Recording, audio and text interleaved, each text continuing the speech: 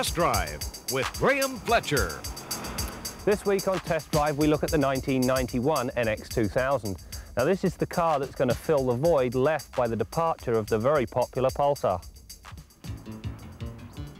Like the Pulsar, the NX has a T-bar roof.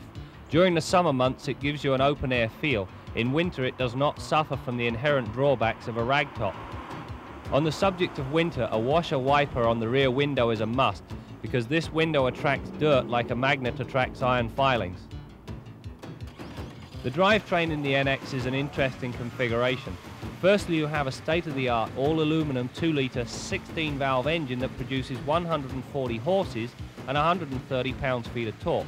Pop this into a car that tips the scales at a scant 2,500 pounds and you have a veritable race car. On the skid pad we took just 7.5 seconds to race through the 100k mark.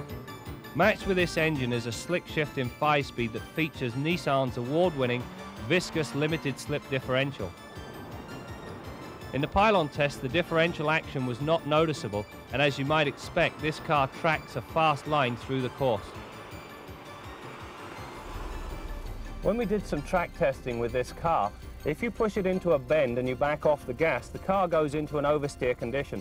This is called trailing throttle oversteer. Now on the pylon test it doesn't show up because we run the course at a constant speed. However, on the road, if you push it into a bend and back off the gas, you better be prepared to catch it. The body styling looks as though it was an exercise in the use of a French curve. Everything flows from one curve to another, even down to the oval apertures for the headlights. The overall effect is rather pleasing and certainly more attractive than the angular and rather boxy Pulsar.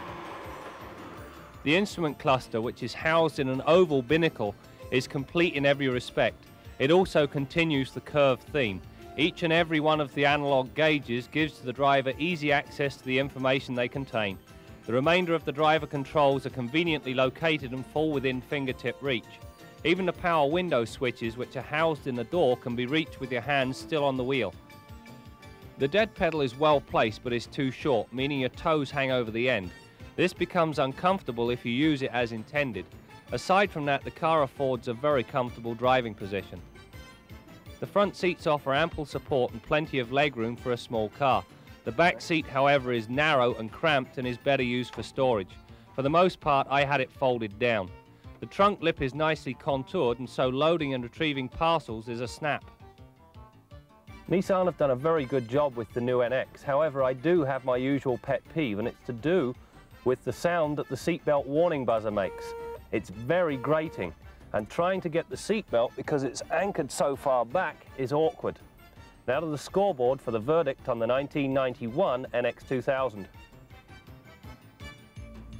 With 140 horses under the hood, you can attain the 100k mark in just 7.5 seconds. What surprised me was that this can be accomplished in second gear. Pop third and watch out for the police because this engine loves the red line.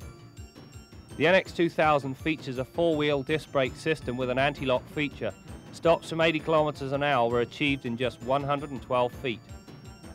The NX's suspension is taut and for everyday driving a little stiff, but push the car and it does an admirable job.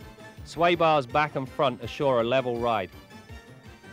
At 100 kilometers an hour, the NX produces 74 decibels of noise. Most of this can be attributed to the higher than usual RPM the engine turns at this speed.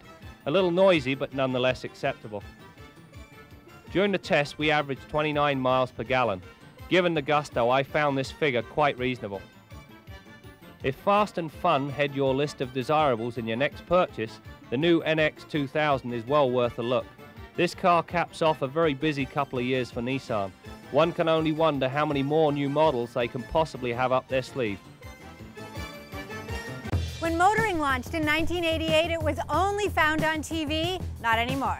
We have a robust website with the best auto journalists in the country. Our Facebook, where the only topic of conversation is cars, and where it's easy to win cool swag.